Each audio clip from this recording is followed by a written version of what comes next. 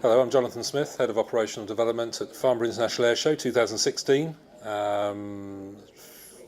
5-day trade show, Monday to Friday. On the Friday we have the Futures Day, which although it's still a trade day, is open to, we invite the youngsters in, obviously trying to get them into the engineering side of aviation, etc. So obviously that's supported by a lot of the primes. So, and also this year we've got Tim Peake coming, so one of his first public appearances since he came back to Earth. So that's really exciting. We're having the Red Arrows around on Friday as well, and the F-35 pilot, so that's really looking exciting. Moving on to the weekend, we have the public weekend, Saturday, Sunday, where we open our doors to general public, having had the 5 days of trade.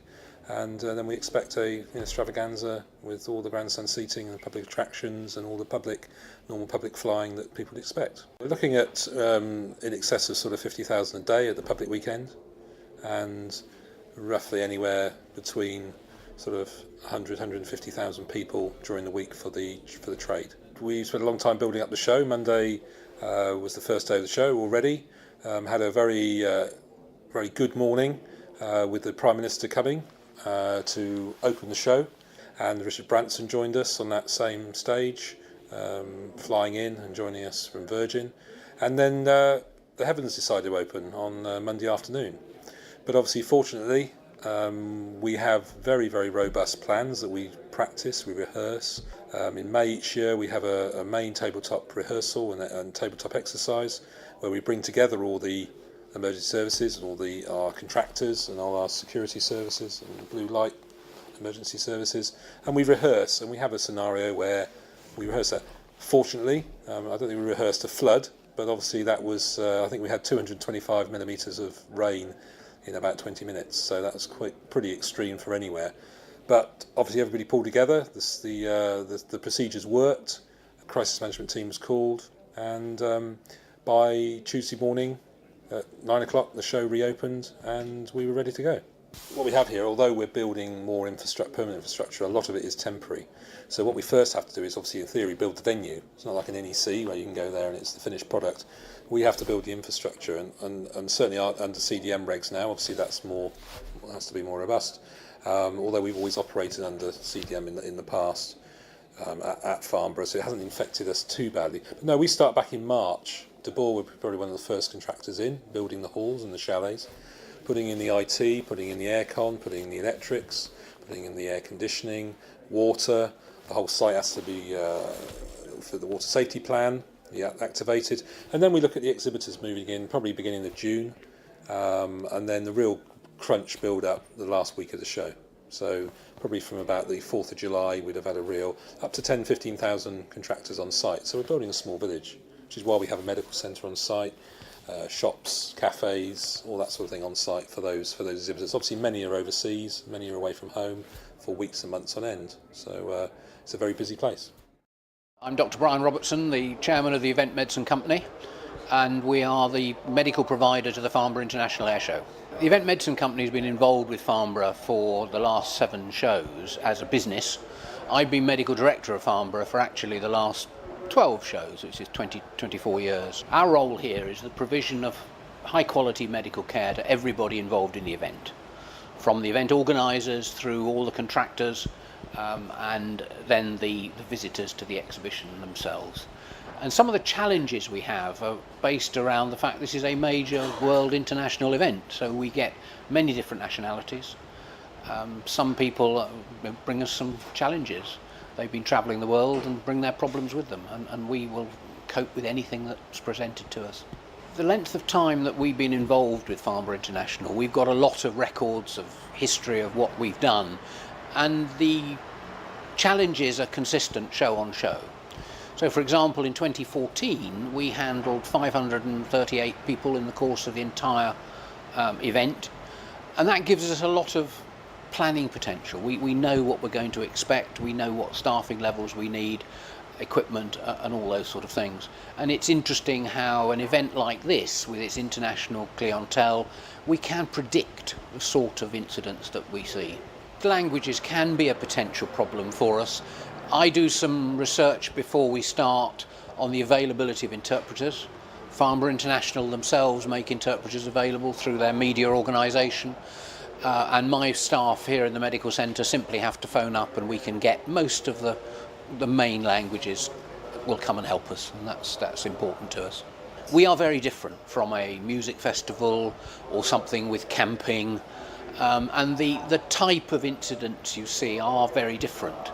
If you look at an event like this, most of our work is illness. It's people who are unwell, with maybe pre-existing problems that they've had, exacerbations of things. The injury side is mainly during the build phase, when it's a building site. Now, as opposed to the festivals, where you've got all the elements of alcohol and things that go with the dance world, and it's a very different profile. And what we do is we can calculate. I do all my sums here on 2 per 1,000 patient contacts, so 2 per 1,000 crowd is what I work on. But when you look at a festival, it can be 20 per 1,000. That's the difference. One of our major roles is to make sure that the event medical service we have here doesn't impact on the local NHS resources. But in order to do that, you've got to have what I term the spectrum of care. So we've got doctors, nurses, paramedics, first aid staff, and obviously the logistic tail to put it all together. So on this site today, as you and I are talking now, I've got 2 doctors in cars, 2 paramedics in cars, paramedic on a bicycle, 4 ambulances, and this medical centre we're sitting in. This medical centre is staffed by 5 staff today, and we can cope with anything that is presented to us. When a patient arrives here, they are assessed as to, do they actually need head-to-toe assessment, or are they seriously ill? And we have 2 resuscitation bays where we've got all the equipment we need to deal with the seriously ill. We've then got consulting rooms, we've got a treatment room where we can deal with all minor illness of one sort or another, and at the other end of this structure we've got the ability to lie people down for a couple of hours if they need it. For example, somebody might have a migraine, we've given them various drugs and they need to sleep them off before they perhaps get their coach home or whatever. So I like to think we've thought through all the options, we've thought through what sort of things can be presented to us, and above all we've got the right skills to then deal with those. Yeah, we work hard at Farnborough to obviously create that Farnborough family ambience. We try not to change too many contractors at one go, because obviously there is a strength in the knowledge. 1 or 2 newer companies came in this time. Obviously we have a lot of established companies like D2i Systems, GES, De Boer, Event Medicine Company, 2CL, Expo Flooring, and many others. We had an app in 2014, wasn't that successful, and people started to drift away from, do we need an app, what do we want to do out of that? We reset the objectives about what we need and what does the client want, what do exhibitors want, what do visitors want. Bear in mind we have a trade show and a public show, so we need to look at both objectives from that side. So yeah, working with Eventbase, bringing in their expertise, working closely with them, and also working with the likes of D2i Systems on that as well, because for the first time we've put Wi-Fi throughout the whole halls and the entrance area, which is quite a substantial investment in future from past shows. So working together with all our technology partners, we feel like we've really stepped up from previous years to offer a really, really nice offering now to the exhibitor and the visitors. Hi, my name's Ben West and I'm the co-founder of Eventbase. We build apps for the world's largest, most complicated events, and I'm here at Farnborough Airshow, which is one of our clients. We are always looking at new ways to solve problems of large, complicated events, and one of the best ways we can do that is actually to come out to these events and live the experience ourselves. So seeing the scale of an event of this complexity and size, and being an attendee and navigating around really helps focus the efforts of how we're going to build out our technology, what tools we're going to put in there so that we can help attendees in future years have an even better experience. Some of the more complex problems we have to solve for events of this scale really come down to wayfinding. This event is massive. It's physically spread over a huge area. You've got a very large outdoor area with aircraft of varying sizes, and then you've got multiple halls, and those halls are densely packed with exhibitors, and so finding your way around that is quite difficult and daunting.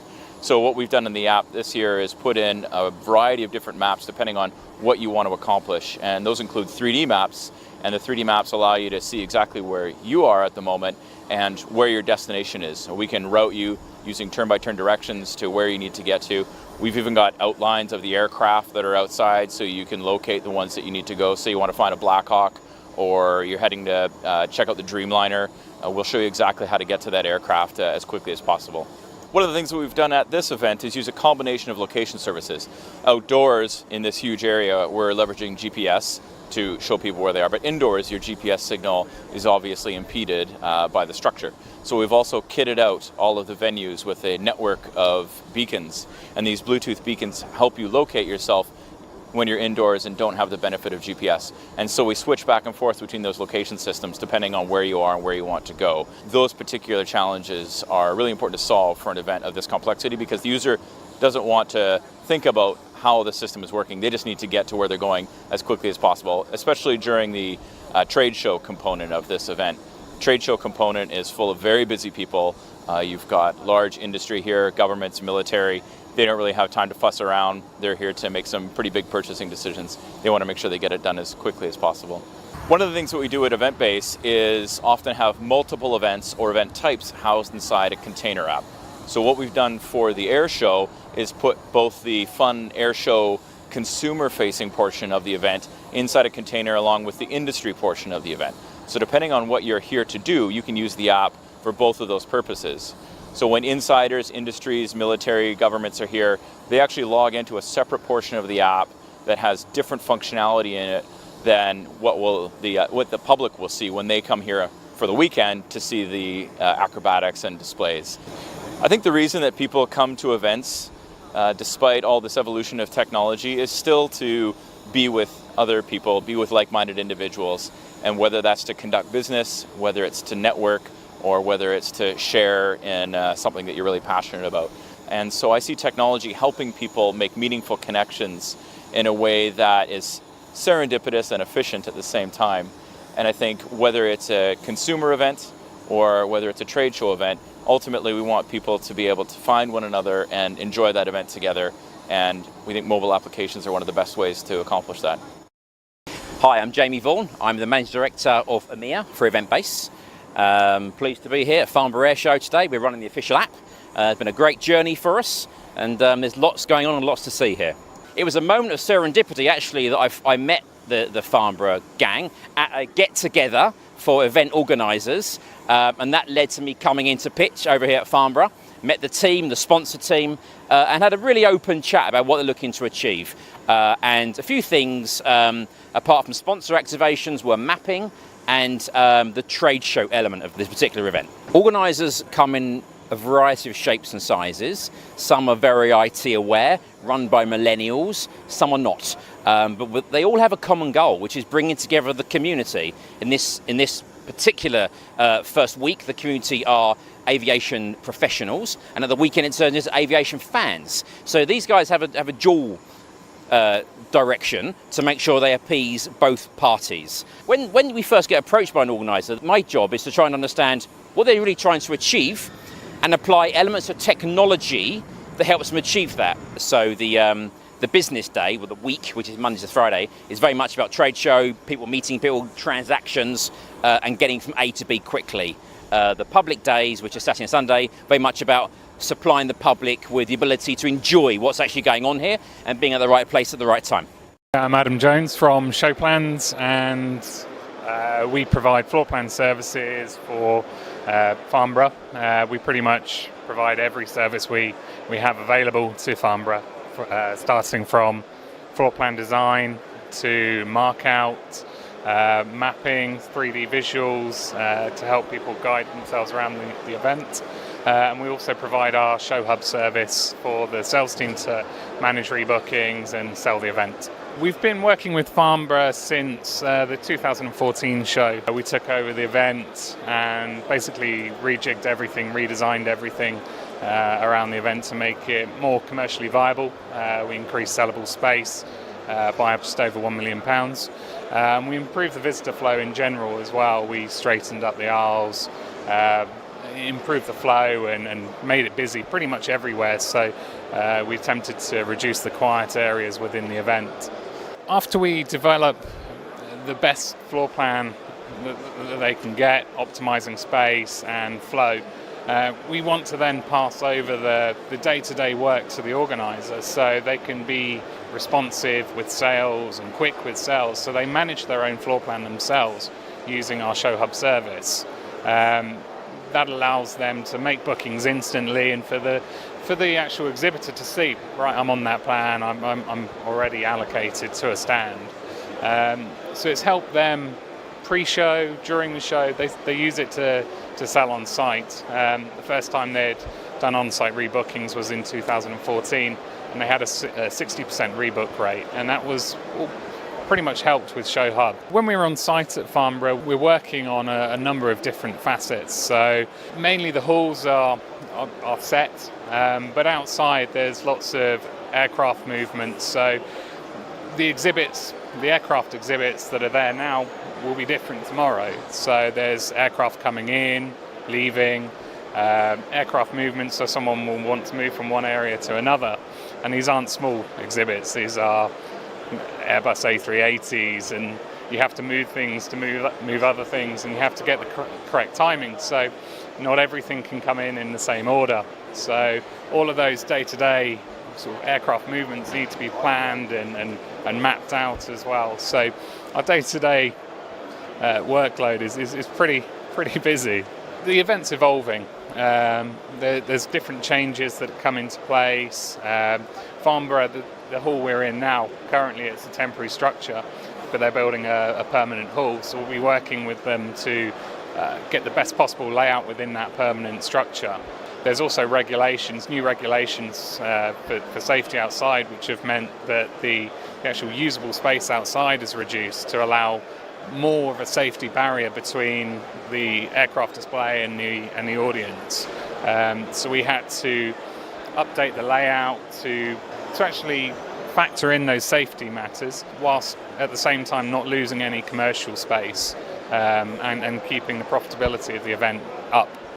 So I'm Ryan Walker, I'm the Managing Director of Smart EV. We are here today and have been here for a good few weeks now, delivering the AV across pretty much the whole show, providing conference equipment for the organiser. They've got sort of 6 or 7 conference rooms, they've got press releases going on throughout the entire show. We are the official AV supplier to the show, so we have 6 containers worth of AV kit. We have probably something in the region of 70 technicians on site, a team of about 10 different project managers. Most of them have been here for at least 2, some 3 weeks, laying the network, laying the cables, all to make the show what it is today and what it's been so far this week and what it will be for the rest of the week. One of the best things for us about this show is that we're able to facilitate pretty much the whole thing, probably 90% out of our own kit. Which means that we can keep good control of it. We know what we're delivering to our clients. We have been able to offer to every single exhibitor the opportunity to have the live feed of the flying display directly in their chalets, in their pavilions and meeting rooms. So we have been able to capture the feed from the camera guys and send it to anywhere that's on the network across the whole of the show. So the show today is totally different to what it was 2 years, 4 years, 6 years ago. 2 years ago, you'd see video walls everywhere, single screens here and there, all in HD. That was about the best you could get. Our smaller screens are now all 4K, and the video walls have been replaced with LED walls of all different shapes and sizes. We've got curved LED, flex LED. The whole show for us is LED crazy, and this is how the market's gone, and this is really where Smart EV specialises these days, and where we have the stocks ourselves to really be able to support the biggest and best clients at this show. D2i Systems have worked with Farnborough since 2006. We initially started a relationship about a sales lead management system, but since then developed our relationship into doing a full CRM ERP system that now is fed by multiple data feeds from web, access control, and now third-party APIs with things like event apps and exhibitor data transfer, which means basically from a data hub point of view, where the kind of heartbeat of what's going on here. The relationship with D2i and Farnborough starts really 6 months out, where we start to collect the data, that then leads into actually having to come on site 6 weeks out, where we start building infrastructure phase by phase to be able to build the access control systems in, for starting with the contractors, where we've got in excess of 14,000 contractors coming in that need to be photo badge security checked to come and go into certain zones within the site. That then moves on to an exhibitor build-up, where we have access control for things like badging, hall control, and then also parking and vehicle access. So the system's basically controlling all of that from day one, so that those coming and going are not accessing areas that they shouldn't be, and also it's giving the numbers to show control that need to know how many people are on site and where they are at any given time. D2i, from a security point of view, have the ability to add, accept and reject rules, so that the security team can actually take them to one side and deal with that situation before it becomes a problem. The key is the data, and it's an algorithm that basically looks for known items. A common one in shows like Farnborough is embargoed countries, but then also it can link into known email addresses and known specific names. So when the public come in, D2i still play a role. It's a little bit less because the site becomes a bit more free-flowing, but we still report the figures in terms of where that is. I mean, the key thing there with things like operations is really which gates are being utilised the most, and therefore how many people are kind of flowing through that. And from a marketing point of view, also just reporting the numbers so that they know really how successfully the show's gone and the campaigns. So integration currently with third-party companies like Eventbase, where we're transferring products and services, almost the products and service locator into their app. So we're collecting that information through our web portals, our exhibitor network, into our centralised database that Farnborough can view, and then pushing that back out to Eventbase. So D2i's core product isn't just about the show. The core CRM has a sales lead management module, an operations module, marketing module. Basically, the cycle starts again, and the sales pattern starts again, so it's 24/7, 365, and the sales team will already be building their campaign for the next show into it. Looking at what we do operationally and how we use technology as far as to assist us in the operations team, obviously the project planning is right from the base. That's our Bible, both from an event organiser and for contractors. Obviously all our contractor its information and build schedules all go into a technology project plan, which is all online. It's all shared with the input from our contractors. And then moving on, when we move into our show control, we bought in this year a new smart board. We're using a new logging system from Everbridge. We're using What 3 Words with the assistance of iEarth as well, as far as putting in we took 1 week ago before the show, we took a satellite image of the site with all the temporary structures in place, and that is now used for the emergency planning and our operational basis to track around site. Seaver Logistics brought in a new APNR camera system regarding tracking all vehicles on site, as far as when they are bringing deliveries, so they can track and we can know where they are and what they're doing at all times. CTV, we've extended, working with mobile CCTV, we've extended the coverage. We've brought in new cameras, particularly on the inside of the halls, to help and track, again, from a security and a logistics perspective. So, and then moving on to communications as far as radios, we've invested in the most up-to-date technology. We've invested in new repeater systems, obviously a very large site covering an awful lot of distance. All the flying area that we have to cover all has to be covered by the radio network. And also then working with the likes of Vodafone and O2, which again has been a challenge in the past. They've worked very successfully with us this year, working jointly together, putting up joint masts. We've brought on 4 additional masts this year, and that has obviously also assisted in the communications, which obviously everybody looks at when they come to a show of this stature. Farnborough International own and operate the show, as we do with, and also assist with other shows as well. Obviously we successfully run the Blain International Airshow. We've just signed an agreement at this year's Airshow to do a show in Turkey, and we've extended our agreement with Bahrain. The show, we're all in-house. We don't have any production companies. It's all Farnborough International employees. Yes, we do bolster them with consultants and existing. But we work very closely. I think the success story is we work closely with our support contractors, our suppliers, our partners, who are an extension of our operations team. We couldn't afford to carry a team of that size for a 2-year period in between shows. So we use our suppliers, and that's why we've got a very, very strong sort of Farnborough family ethos. The airport is owned and operated by TAG. It's a private business jet airport. There's no cargo, there's no public. It's all very much VIPs. Anybody operates out of there. It's no scheduled flights, so they can able to operate, which is obviously is the big attraction to a lot of overseas VIPs. And obviously then they work very closely with us every 2 years for the air show. There's 3 or 4 large hotels within 2 minutes drive. I think we're up to 2,500 beds within a 15-minute radius. So yes, I think as we build business, hopefully then they will, chicken and egg situation, there will be plans. There's already plans for another hotel locally, and I'm sure that will happen as and when we create business. Farnborough is a very busy area anyway, without us creating more work, so there's already an appetite for more hotel space. So I think hopefully we'll add to that, and that will bring in because the type of events we're looking for, certainly the meeting conference type new events, we'll obviously need that accommodation beds. As far as bringing events to Farnborough, everybody's been very supportive of Farnborough the Air Show. It's a 2-year cycle. One being an air show, it's fantastic because they can sit in their gardens and watch and have a barbecue and watch the free. It's obviously has massive economic impact in the locality. Yes, it causes slight traffic issues for a very short period of time, but there's massive economic impact. They all do very well out of all the shops, the bars, the pubs, the dry cleaners, everybody, garages. They all do very well out of us. And also, bear in mind, it's not just the show. We have probably a 3, 4, nearly 5 month period of build. As we build the exhibition business as well, that will obviously grow as well. So it won't just be the air show. So economically, there is a trade-off there. And I have to say, majority, yes, there is a few people that will always object about something, but majority are so positive about it, which was really pleasing then.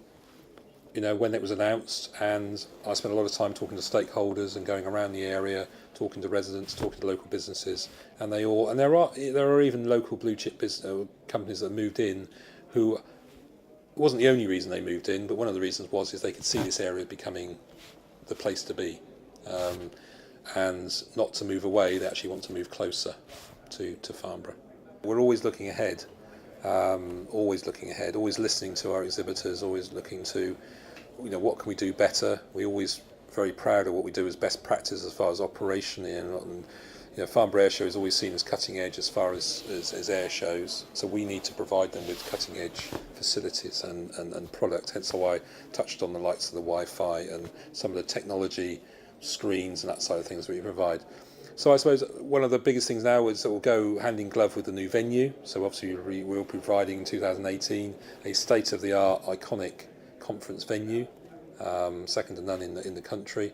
Then we'll start looking at additional hard standing and space and facilities for the planes to make things a lot easier. Obviously people want to bring their planes closer and they want to do things. We were actually embarrassed this year with almost too many planes, and we almost had to run out of room. I'm sure you've seen on site many of the large Antonoffs and Boeings and Airbuses, and that they take up a lot of space. But they are very large clients, and we want to try and accommodate as many planes as possible. There's a big challenge when it comes to entrances, landscaping, which is all an ongoing and annual capex budget which exceeds millions.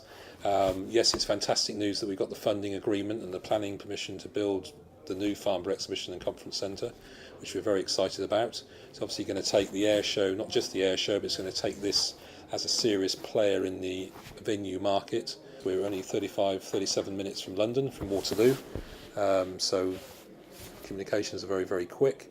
And as I said, and all things are looking great. And so we've already got some existing bookings. We're obviously building on that on pipeline work, so we're all ready.